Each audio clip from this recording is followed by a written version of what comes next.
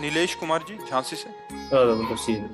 राधा वल्लभ श्री हरिवंश। महाराज जी मैं अधम जो यहाँ बैठने का भी योग्य नहीं हूँ गुरुदेव। मैंने प्रभु के दिए इस जीवन में बहुत अपराध और हिंसक कार्य किए। इसके लिए मैं अधम आपसे और श्री जी से क्षमा मांगता हूँ गुरुदेव। मैं अधम आपके सत्संग और गुरुदेव आपके आशीर्वाद, श्री जी के आशीर्वाद से आपको जान पाया हूँ गुरुदेव मैं ग्रस्त हूँ। हमको तो नहीं जान पाए बच्चा, हमको जान जाओगे तो हमारे समान हो जाओगे। जानत तुम्हें हो जाए, ये तो पक्की। हाँ, बाहरी परिचय तो पा गए हो, सत्संग बढ़िया बोल लेते हैं, गोरे पीले हैं, हजारों लोग आ रहे हैं, ये तो जान सकते हो। लेकिन ये नहीं जान सकते कि मैं कौन हूँ। मैं कौन हूँ तुम मुझे जान गए क्या? मुझे जान जाओगे तो कुछ जानने बाकी नहीं रहेगा भाई। अगर हमें तुम जान गए तो कुछ जानना बाकी नहीं रहेगा। बस इतना ही बात तुम समझ लो। हमारा नाम प्रेमानंद है, प्रेमानंद। और प्रेमानंद को जान गए तो प्रेमानंद हो जाओगे, नहीं हो जाओगे? ब्रह्मविद ब्रह्मविद होती प्रेमानंद, प्रेमानंद भवती। फिर अब रह क्या गया? प्रश्न नहीं रह गया। जब प्रेमानंद भवती तो भाई विषयानंद का त्याग करके ही प्रेमानंद में स्थित हुआ जाता है, जो भगवदानंद से भी ऊपर है। भगवदानंद से भी ऊपर प्रेमानंद है। अब जैसे कह दो कि महाराज हम आपको जान गए, तो हमारा नाम गुरुजी ने रखा है प्रेमानंद। प्रेमानंद को जान गए तो अब जानना कुछ बाकी नहीं रह गया। प्रेमानंद में कोई प्रश्न नहीं होता, न सोचती न कांक्षती। हाँ, इतना जरूर है कि हम बाहरी थोड़ा परिचय पा सकते हैं। हजारों लोग बैठते हैं, थोड़ा प्रवचन कर लेते हैं, थोड़ा गोरे पीले हैं, बस ये है बाहरी परिचय, सांसारिक। हमारा परिचय नहीं है, ये तो बाहरी व्यवहार का परिचय है। गुरुदेव मैं उसकी बात नहीं कह रहा हूँ, आपको अपने आप को जानने की बात कह रहा हूँ। उसमें लिखा है तो आप अपने को भी नहीं जाने। अपने को जान लेते तो प्रेमानंद को जान गए, प्रेमानंद को जान लिए तो अपने को जान गए। क्योंकि बच्चा हमारा तुम्हारा स्वरूप एक ही है। देखो, बिजली को जान लोगे तो हीटर में भी वही है, फ्रिज में भी वही है, एसी में भी वही है, और प्रकाश में भी वही है, हाइलोजन बल्ब आदि में है। बिजली एक ही है, यंत्र के प्रभाव से उसका अलग अलग रंग दिखाई दे रहा है। एक तेजों में, प्रकाश में, एक गर्मी पैदा कर रहा है, एक ठंडी पैदा कर रहा है, पर बिजली वही है।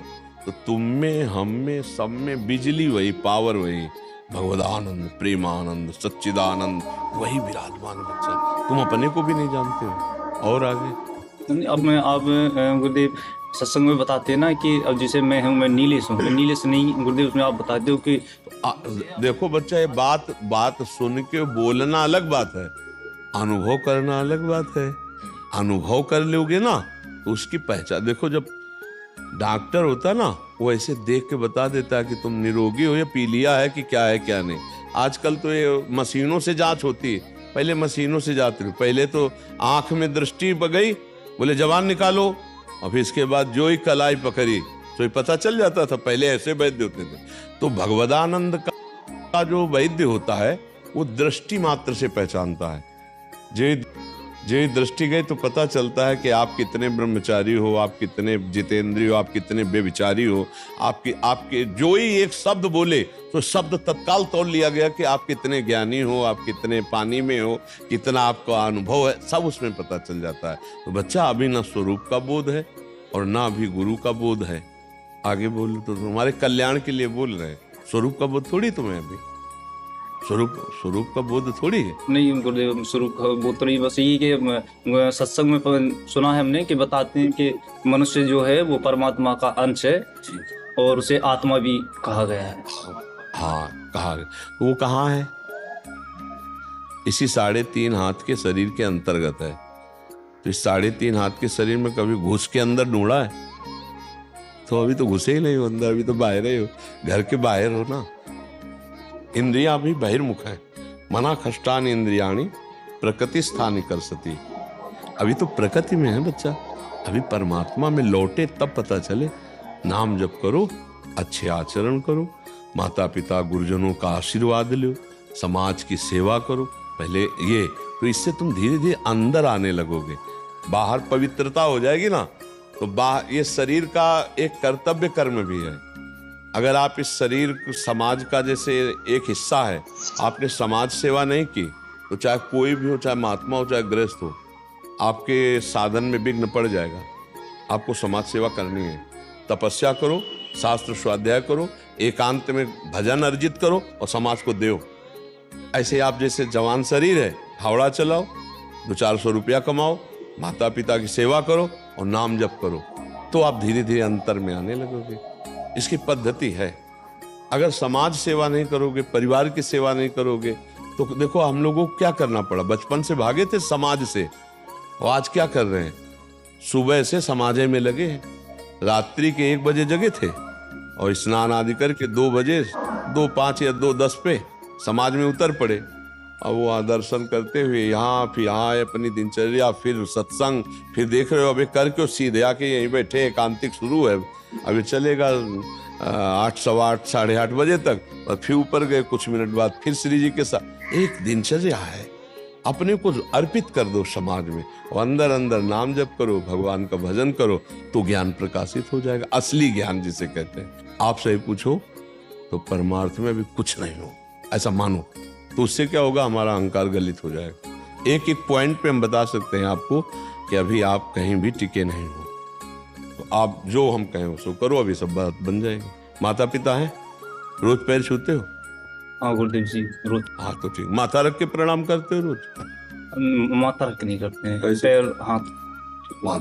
प्रात काल उठ के रघुनाथा, मात पिता गुरु नावहि माथा। माथा रखो तो बुद्धि शुद्ध हो जाएगी उनके चरणों। माता पिता साक्षात मातृदेवो भव पितृदेवो भव, ये साक्षात भगवान है। कहीं और मंदिर में भगवान तब मिलेंगे जब पहले घर के भगवान की पूजा कर लो। ये आजकल जो है ना, बूढ़े लोगों को लोग इसलिए घर से बाहर कर देते हैं, हगे मुते कौन इनको फेंके, और ये समझ में नहीं आता उसके बेटे को कि जब तू हगमूत रहा था तब स्वयं गीले में रह करके और तेरे को अच्छी जगह लिटाया, अपने शरीर का रक्त दूध बना के तुझे पिलाया, और अब जब सेवा का समय आया है तो तू स्टेशन पे छोड़ के आ रहा है, तू मंदिरों पे छोड़ के आ रहा है, भीख मांगने के लिए मजबूर कर रहा है। तो हमें लगता है ऐसे लोगों की नरक की जरूर गति होगी, चाहे वो जाए मंदिर में जाए और चाहे वो किसी धाम में जाए। ऐसे लोगों का कल्याण नहीं जो अपने माता पिता की ऐसी गति करते हैं। इसलिए हमारा सबसे प्रार्थना है कि थोड़ा बुद्धि शुद्ध कर लो, मंदिर के भगवान को भोग लगाओ या ना लगाओ, बूढ़े माता पिता को भूखा मत रहने दो, उनको बढ़िया बढ़िया खवाओ पियाओ। वो गाली दे तो बात भी उनकी मत सुनो, वो वृद्ध हो चुके हैं, उनकी मानसिकता बिगड़ चुकी है, उनकी सेवा करो। हम सबसे प्रार्थना करते हैं। और जिनके पास ऐसा उदार हृदय हो, कोई ऐसा वृद्ध दिखाई दे, तो उसको अपने घर ले आओ। 2-4 दिन में ऐसी संस्थाएं हैं जहां उनको सुव्यवस्थित पहुंचा दो। कई ऐसे वृद्ध जन हैं जिनको अत्यंत आवश्यकता सेवा की है और लोग उस समय उनको घर से निकाल देते हैं। अब वो लोग कहाँ शौच होंगे, कहाँ लोग शंका करेंगे। अब उनको सुबह चाय चाहिए, उनको भोजन चाहिए, उनको दवाइयाँ चाहिए। कैसा हृदय होगा उसका नीच कि वो अपने ऐसी माँ को जिसे भगवान की तरह सिंहासन में बैठाना। हम आपको सच्ची कह रहे हैं, अगर बूढ़े माता पिता को बढ़िया सोफा कपड़ा बिछा कर बैठा लो और बढ़िया भोजन पवाओ और शाम सुबह उनकी दंडवत करो, रात्रि में चरण दबाओ और कोई आराधना करो न करो, भगवान प्रसन्न हो जाएंगे। और भगवान आए दर्शन देने। जब पुंडरीक जी अपने माता पिता की रात दिन सेवा में रहते तो जो विट्ठल भगवान है ना, हाँ वो दर्शन देने आए। इसलिए माता पिता की सेवा करो बच्चा, और संयम से रहो, ब्रह्मचर्य से, और नाम जप करो, सब ज्ञान हो जाएगा। हम वृद्ध माताओं को तो हमने देखा, जो गुरुदेव है ना हमारे, वहाँ पर वृद्ध माताएं रहती हैं, उनके भी हम दर्शन करते हैं, उनसे भी हमने कुछ सीखा है। नहीं, खूब सेवा करो, दूसरे की माता की करो, अपने माता पिता की भी करो, ठीक है।